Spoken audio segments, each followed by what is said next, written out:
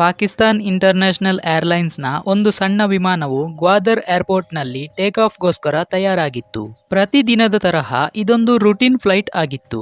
ಆದರೆ ಅಂದಿನ ದಿನ ಪಾಕಿಸ್ತಾನದ ಪ್ರಾಧಿಕಾರಕ್ಕೆ ಯಾವುದೇ ರೀತಿಯಲ್ಲೂ ನಾರ್ಮಲ್ ಆಗಿರಲಿಲ್ಲ. ಯಾಕಂದ್ರೆ ಆ ಸಮಯದಲ್ಲಿ ಯಾರಿಗೂ ಕೂಡ ಈ ವಿಮಾನದಲ್ಲಿ 3 ಜನ ಹೈಜಾಕರ್ಸ್ ಕೂಡ ಪ್ರಯಾಣಿಸುತ್ತಿದ್ದರು ಎಂಬುದು ತಿಳಿದಿರಲಿಲ್ಲ. ಮುಂದಿನ ಕೆಲವು ಗಂಟೆಗಳಲ್ಲಿ PIAಯ ಫ್ಲೈಟ್ 544 ನ್ಯಾಷನಲ್ ಮತ್ತು ಇಂಟರ್ನ್ಯಾಷನಲ್ ಮೀಡಿಯಾದ ಹೆಡ್ಲೈನ್ಸ್ ಆಗುವಂತಿತ್ತು. ಅದೇ ರೀತಿ ಪಾಕಿಸ್ತಾನಕ್ಕೆ ಇನ್ನು 3 ದಿನದ ನಂತರ ತನ್ನ ಮೊದಲ ನ್ಯೂಕ್ಲಿಯರ್ ಟೆಸ್ಟ್ ಮಾಡಬೇಕಿತ್ತು. ಆದರೆ ಇದಕ್ಕೆ ಈ PIAಯ ಫ್ಲೈಟ್ 544 ಮುಂದಿನ ಹಲವಾರು ಗಂಟೆಗಳವರೆಗೆ ಬಹಳ ಕಷ್ಟಕರವಾದ ಸಂದರ್ಭದಲ್ಲಿ ಸಿಲುಕಿಸುತ್ತಿತ್ತು. ಸೊ ಸ್ನೇಹಿತರೆ, ಇದು ಎಷ್ಟೊಂದು ಕಷ್ಟಕರವಾಗಿತ್ತು ಅಂದ್ರೆ ಪಾಕಿಸ್ತಾನಕ್ಕೆ ಭಾರತದ ಧ್ವಜವನ್ನು ಹಾರಿಸುವ ಸಂದರ್ಭವೂ ಬಂದಿತ್ತು. ಕನ್ನಡ ಫ್ಯಾಕ್ಟ್ ಝೋನ್ನ ಹೊಸ ವಿಡಿಯೋಗೆ ನಿಮಗೆಲ್ಲ ಸ್ವಾಗತ. ಸ್ನೇಹಿತರೆ, 25 ಮೇ 1998ರ ಸಂಜೆಯ ವೇಳೆ ಪಾಕಿಸ್ತಾನ್ ಇಂಟರ್ನ್ಯಾಷನಲ್ ಏರ್ಲೈನ್ ಅಥವಾ PIAಯ ವಿಮಾನವಾದ ಫ್ಲೈಟ್ 544 ಬಲೂಚಿಸ್ತಾನದ ನಗರವಾದ ತುರ್ಬತ್ನಿಂದ ಟೇಕ್ ಆಫ್ ಆಗಿತ್ತು ಮತ್ತು ಗ್ವಾದರ್ ಇಂಟರ್ನ್ಯಾಷನಲ್ ಏರ್ಪೋರ್ಟ್ನಲ್ಲಿ ಲ್ಯಾಂಡಿಂಗ್ ಮಾಡಿತ್ತು. ಇದು PIAಯ ಒಂದು ಸಣ್ಣ ಫೋಕರ್ F-27 ವಿಮಾನವಾಗಿತ್ತು ಮತ್ತು ಇದು ಕೇವಲ 20 ನಿಮಿಷಗಳಷ್ಟೇ ಗ್ವಾದರ್ ಏರ್ಪೋರ್ಟ್ನಲ್ಲಿ ನಿಲ್ಲುತ್ತಿತ್ತು. ಸೊ ಆಗ ಅಲ್ಲಿ 3 ಪ್ಯಾಸೆಂಜರ್ಗಳು ಇಳಿದಿದ್ದರು ಮತ್ತು ಒಬ್ಬ ಹೊಸ ಪ್ಯಾಸೆಂಜರ್ನ ಆನ್ ಬೋರ್ಡಿಂಗ್ ಆಗಿತ್ತು. ಈಗ ವಿಮಾನದಲ್ಲಿ 27 ಪ್ಯಾಸೆಂಜರ್ ಮತ್ತು 5 ಕ್ರೂ ಮೆಂಬರ್ಸ್ ಇದ್ದರು. ಪ್ಯಾಸೆಂಜರ್ಗಳ ಬೋರ್ಡಿಂಗ್ನ ನಂತರ ವಿಮಾನವು ಸಂಜೆಯ 5:55 ಟೇಕ್ ಆಫ್ ಆಗಿತ್ತು ಮತ್ತು ಇದರ ಮುಂದಿನ ಹಾಗೂ ಕೊನೆಯ ಸ್ಟಾಪ್ ಕರಾಚಿ ಇಂಟರ್ನ್ಯಾಷನಲ್ ಏರ್ಪೋರ್ಟ್ ಆಗಿತ್ತು. ಅಲ್ಲಿಗೆ ಈ ವಿಮಾನವು ಸರಿಯಾಗಿ 1 ಗಂಟೆಯ ನಂತರ ಅಂದ್ರೆ 6:55 ಲ್ಯಾಂಡ್ ಆಗಬೇಕಿತ್ತು. ಗ್ವಾದರ್ ಏರ್ಪೋರ್ಟ್ನಿಂದ ಟೇಕ್ ಆಫ್ ಆಗಿ ಕೆಲವು ನಿಮಿಷಗಳಷ್ಟೇ ಕಳೆದಿತ್ತು ಮತ್ತು ಒಬ್ಬ ಪ್ಯಾಸೆಂಜರ್ ಎದ್ದು ಕಾಕ್ಪಿಟ್ನ ಕಡೆಗೆ ನಡೆಯಲು ಶುರು ಮಾಡಿದ್ದ. ಆಗ ಗಗನಸಖಿಯು ಆತನನ್ನು ನಿಲ್ಲಿಸಲು ಪ್ರಯತ್ನ ಮಾಡಿದಾಗ ಆ ವ್ಯಕ್ತಿಯು ಗಗನಸಖಿಯನ್ನು ಕೆಳಕ್ಕೆ ತಳ್ಳಿ ಕಾಕ್ಪಿಟ್ನ ಒಳಗೆ ಹೋಗುವಲ್ಲಿ ಸಫಲನಾಗಿದ್ದ. ಸ್ನೇಹಿತರೆ, ಹೇಳ್ಬೇಕಂದ್ರೆ ಯಾವ ಸಂದರ್ಭದಲ್ಲಿ PIAಯ ಫ್ಲೈಟ್ 544ನಲ್ಲಿ ಇಷ್ಟೆಲ್ಲ ಆಗುತ್ತಿತ್ತೋ ಅದರ 3 ದಿನಗಳ ನಂತರ ಅಂದ್ರೆ 28 ಮೇ 1998ರ ದಿನ ಪಾಕಿಸ್ತಾನಕ್ಕೆ ತನ್ನ ಮೊದಲ ನ್ಯೂಕ್ಲಿಯರ್ ಟೆಸ್ಟ್ ಅನ್ನು ಬಲೂಚಿಸ್ತಾನದ ಚಗಾಯಿ ಜಿಲ್ಲೆಯ ಪರ್ವತ ಪ್ರದೇಶದಲ್ಲಿ ಮಾಡಬೇಕಾಗಿತ್ತು. ಈ ಪರೀಕ್ಷೆಗೆ ಪಾಕಿಸ್ತಾನವು ಚಗಾಯಿ 1 ಎಂಬ ಹೆಸರು ನೀಡಿತ್ತು ಮತ್ತು ಇದು ಪಾಕಿಸ್ತಾನದ ಚರಿತ್ರೆಯಲ್ಲಿ ಒಂದು ತುಂಬಾನೇ ಮುಖ್ಯವಾದ ದಿನವಾಗಿತ್ತು. ಯಾಕಂದ್ರೆ ಭಾರತವು ತನ್ನ 2ನೇ ನ್ಯೂಕ್ಲಿಯರ್ ಟೆಸ್ಟ್ ಪೋಖ್ರಾನ್ 2 ಇದೇ ತಿಂಗಳ ಪ್ರಾರಂಭದಲ್ಲಿ ಮಾಡಿತ್ತು. ಆಗ ಜಗತ್ತಿನ ದೃಷ್ಟಿಯಲ್ಲಿ ಪಾಕಿಸ್ತಾನವು ನ್ಯೂಕ್ಲಿಯರ್ ರೇಸ್ ನಲ್ಲಿ 24 ವರ್ಷ ಹಿಂದಿತ್ತು. ಇದು ಯಾಕಂದ್ರೆ ಭಾರತವು ತನ್ನ ಮೊದಲ ನ್ಯೂಕ್ಲಿಯರ್ ಟೆಸ್ಟ್ ಪೋಖ್ರಾನ್ 1 1974ರಲ್ಲೇ ಮಾಡಿತ್ತು. ಇದೇ ಕಾರಣದಿಂದ ತನ್ನ ಮೊದಲ ನ್ಯೂಕ್ಲಿಯರ್ ಟೆಸ್ಟ್ ನಲ್ಲಿ ಪಾಕಿಸ್ತಾನ ಯಾವುದೇ ರೀತಿಯ ಸಮಸ್ಯೆಗಳನ್ನು ಎದುರು ನೋಡಲು ಬಯಸಿರಲಿಲ್ಲ. ಆದರೆ ಬೇಡವೆಂದಿದ್ದ ಸಮಸ್ಯೆಯ ಭಯವು ನಿಜವಾಗಿತ್ತು. ಆಗ PIAಯ ಫ್ಲೈಟ್ 544ನ ಕಾಕ್ಪಿಟ್ನ ಒಳಗೆ ಬಲವಂತದಿಂದ ಹೋದ ವ್ಯಕ್ತಿಯು ತನ್ನ ಗನ್ ಹೊರತೆಗೆದು ಪೈಲಟ್ ಬಳಿ ವಿಮಾನವನ್ನು ಹೈಜಾಕ್ ಮಾಡಿರುವುದಾಗಿ ಹೇಳಿದ್ದ.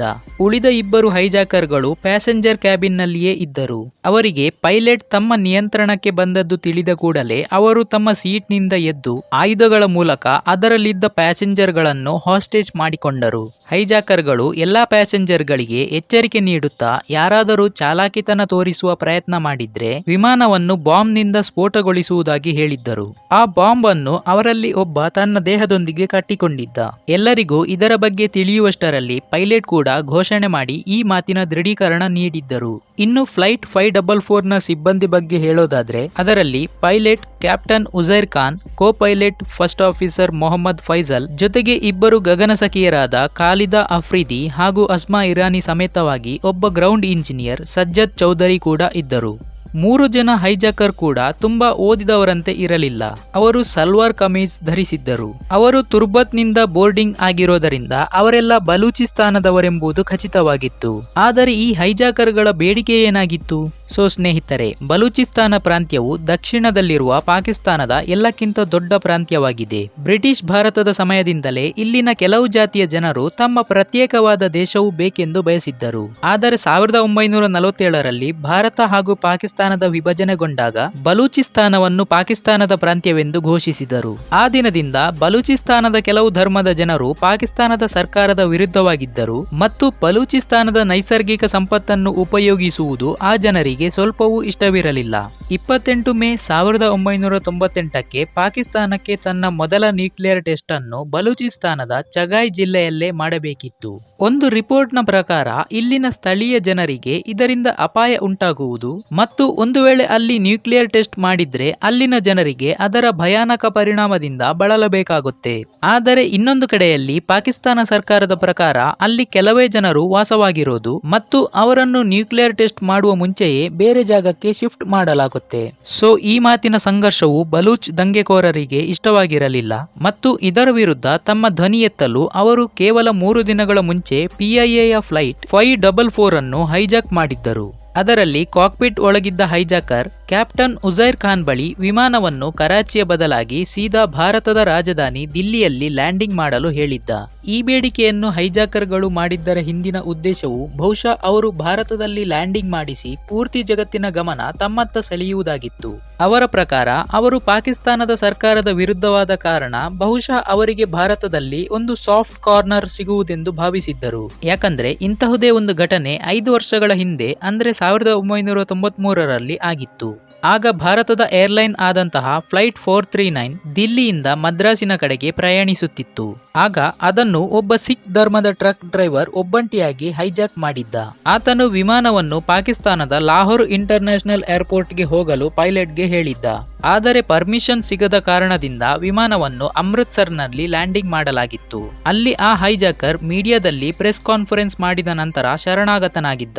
ಬಹುಶಃ ಬಲೂಚ್ ಹೈಜಾಕರ್ಗಳದ್ದು ಕೂಡ ಇದೇ ರೀತಿಯ ಪ್ಲಾನಿಂಗ್ ಆಗಿತ್ತು. ಫ್ಲೈಟ್ 544ನ ಕ್ಯಾಪ್ಟನ್ ಬಂದೂಕಿನ ಗುರಿಯಲ್ಲಿ ವಿಮಾನವನ್ನು ಭಾರತದ ಕಡೆಗೆ ತಿರುಗಿಸಿದ್ದರು. ಅವರು ಪ್ಯಾಸೆಂಜರ್ಗಳಿಗೆ ಘೋಷಣೆ ಮಾಡಿ ನಾವು ಭಾರತದ ನಗರವಾದ ದಿಲ್ಲಿಯಲ್ಲಿ ಲ್ಯಾಂಡ್ ಆಗಲಿದ್ದೇವೆ ಎಂದು ಹೇಳಿದ್ದರು.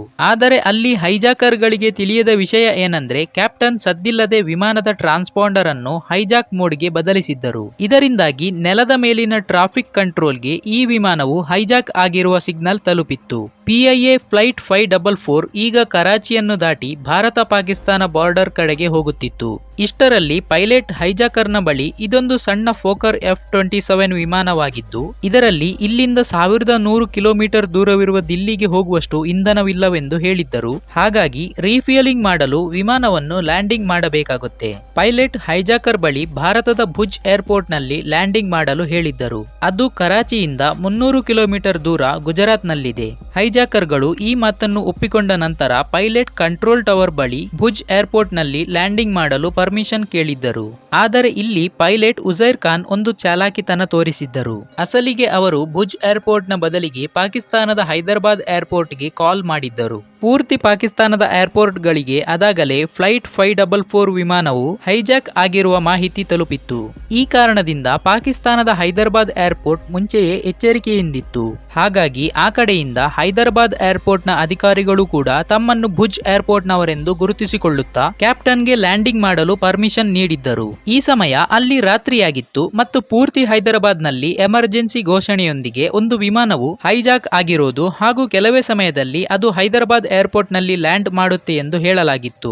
ಸ್ನೇಹಿತರೆ, ಇದರಲ್ಲಿ ದೊಡ್ಡ ಸಮಸ್ಯೆ ಇದ್ದದ್ದು ಏನಂದ್ರೆ ಹೈಜಾಕರ್ಗಳು ಈ ಏರ್ಪೋರ್ಟ್ ಅನ್ನು ಭಾರತದ ಭುಜ್ ಏರ್ಪೋರ್ಟ್ ಎಂದು ಭಾವಿಸಿದ್ದರು.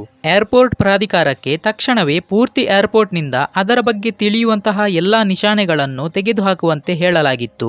ಆಗ ಏರ್ಪೋರ್ಟ್ ಪ್ರಾಧಿಕಾರವು ಟರ್ಮಿನಲ್ ಬಿಲ್ಡಿಂಗ್ ಮೇಲೆ ಬರೆದಿದ್ದ ಹೈದರಾಬಾದ್ ಹೆಸರನ್ನು ಮರೆಮಾಡಿದ್ದರು. ಪೂರ್ತಿ ಏರ್ಪೋರ್ಟ್ ನಲ್ಲಿದ್ದ ಸೈನ್ ಬೋರ್ಡ್ ಗಳನ್ನು ತೆಗೆಯಲಾಗಿತ್ತು, ಲೈಟ್ ಗಳನ್ನು ಆಫ್ ಮಾಡಲಾಯಿತು ಮತ್ತು ಬಿಲ್ಡಿಂಗ್ ನ ಮೇಲ್ಗಡೆ ಇದ್ದ ಪಾಕಿಸ್ತಾನದ ಧ್ವಜವನ್ನು ತೆಗೆದು ಭಾರತದ ಧ್ವಜವನ್ನು ಹಾರಿಸಲಾಗಿತ್ತು. ಇದರ ಹೊರತಾಗಿ ಸ್ಥಳೀಯ ಆಡಳಿತದೊಂದಿಗೆ ಸೇರಿಕೊಂಡು ಪೂರ್ತಿ ಹೈದರಾಬಾದ್ ನಗರವನ್ನು ಕತ್ತಲು ಮಾಡಲಾಗಿತ್ತು. ಯಾಕಂದ್ರೆ ಲ್ಯಾಂಡಿಂಗ್ ಮಾಡುವಾಗ ಹೈದರಾಬಾದ್ ನಗರದ ಯಾವುದೇ ಮುಖ್ಯ ಗುರುತನ್ನು ಹೈಜಾಕರ್ಗಳು ಗುರುತಿಸಲು ಸಾಧ್ಯವಿರಲ್ಲವೆಂದು ಹೀಗೆ ಮಾಡಲಾಯಿತು. ರೇಂಜರ್ ಮತ್ತು ಪೊಲೀಸ್ ಗಾಡಿಗಳು ಏರ್ಪೋರ್ಟ್ ನಲ್ಲಿಯೇ ತಮ್ಮ ಲೈಟ್ ಗಳನ್ನು ಆಫ್ ಮಾಡಿ ನಿಂತಿತ್ತು.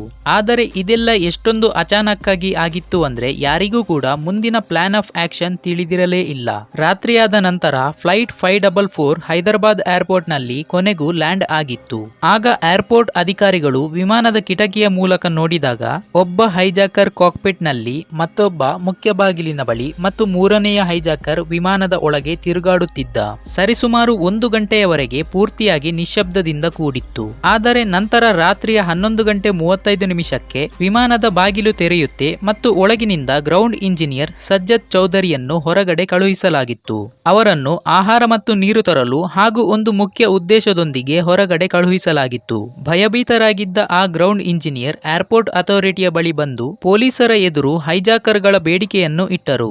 ಭಾರತದ ಭುಜ್ ಏರ್ಪೋರ್ಟ್ನಲ್ಲಿ ಲ್ಯಾಂಡ್ ಆಗಿದ್ದೇವೆ ಎಂದು ಭಾವಿಸಿದ್ದ ಹೈಜಾಕರ್ಗಳ ಬೇಡಿಕೆ ಏನಾಗಿತ್ತು ಅಂದ್ರೆ, ಅವರು ಪಾಕಿಸ್ತಾನದ ಹೈಕಮಿಷನರ್ ಒಟ್ಟಿಗೆ ಮೀಟಿಂಗ್ ಮಾಡಲು ಬಯಸಿದ್ದರು. ಅವರ ಎಲ್ಲಕ್ಕಿಂತ ದೊಡ್ಡ ಬೇಡಿಕೆಯು ಬಲೂಚಿಸ್ತಾನದಲ್ಲಿ ನ್ಯೂಕ್ಲಿಯರ್ ಟೆಸ್ಟ್ ಅನ್ನು ನಿಲ್ಲಿಸುವುದಾಗಿತ್ತು.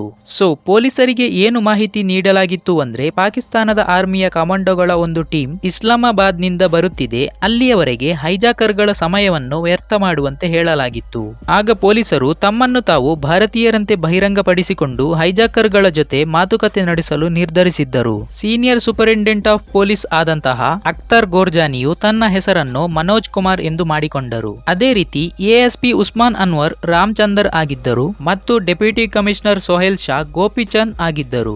ಆ ಸಮಯದಲ್ಲಿ ಅವರಿಗೆ ಯಾವ ಭಾರತೀಯ ಹೆಸರು ನೆನಪಿಗೆ ಬಂತೋ ಅದನ್ನೇ ಅವರು ಇಟ್ಟುಕೊಂಡಿದ್ದರು ಮತ್ತು ಧೈರ್ಯ ಮಾಡಿಕೊಂಡು ಸಿವಿಲ್ ಡ್ರೆಸ್ ನೊಂದಿಗೆ ವಿಮಾನದ ಕಡೆಗೆ ಹೋದರು. ಅವರು ಹೈಜಾಕರ್ ಮತ್ತು ಪ್ಯಾಸೆಂಜರ್ ಗಳಿಗೆ ಆಹಾರವನ್ನು ನೀಡಿ ಅವರೊಂದಿಗೆ ಬಹಳ ಸ್ನೇಹಪರವಾಗಿ ಮಾತನಾಡಿದರು. ಎಸ್ಎಸ್ಪಿ ಅಖ್ತರ್ ಗೋರ್ಜಾನಿ ಬಲೂಚಿ ಭಾಷೆಯನ್ನು ತಿಳಿದವರಾಗಿದ್ದರು. ಹಾಗಾಗಿ ಅವರು ಹೈಜಾಕರ್ಗಳ ಗುಪ್ತ ಸಂಭಾಷಣೆಯನ್ನು ಸುಲಭವಾಗಿ ಅರ್ಥ ಮಾಡಿಕೊಂಡರು. ಆದರೆ ಅವರಿಗೆ ಸ್ವಲ್ಪವೂ ಅನುಮಾನ ಬರದಂತೆ ನಡೆದುಕೊಂಡರು.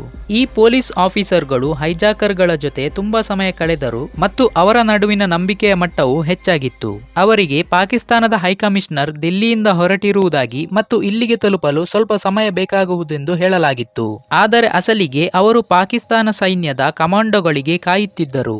ಎಸ್ಎಸ್ಪಿ ತನ್ನ ಇಂಟರ್ವ್ಯೂನಲ್ಲಿ ಬೆಳಿಗ್ಗೆಯಾಗಲು ಕೇವಲ 2 ಗಂಟೆಯಷ್ಟೇ ಇತ್ತು, ಆದರೆ ಆರ್ಮಿ ಕಮಾಂಡೋಗಳ ಯಾವುದೇ ಮಾಹಿತಿಯೂ ಇರಲಿಲ್ಲವೆಂದು ಹೇಳಿದ್ದರು. मैं उनको बार बार कह रहा हूँ कि यार अब कमांडोज किस वक्त आएंगे, ये कोई हद हो गई है, मतलब 5 घंटे गुजर गए हैं, अब थोड़ी देर में घंटे 2 बाद यहाँ फजर की अजानें शुरू हो जाए. ಯಾವಾಗ ಹೈಜಾಕರ್ಗಳಿಗೆ ನಂಬಿಕೆಯ ಮಟ್ಟವು ಸಾಕಷ್ಟು ಹೆಚ್ಚಾದಾಗ ಆ ಇಬ್ಬರು ಪೊಲೀಸ್ ಆಫೀಸರ್ ಹಾಗೂ ಒಬ್ಬ ಡೆಪ್ಯೂಟಿ ಕಮಿಷನರ್ ತಾವೇ ಕ್ರಮ ತೆಗೆದುಕೊಳ್ಳಲು ನಿರ್ಧರಿಸಿದ್ದರು.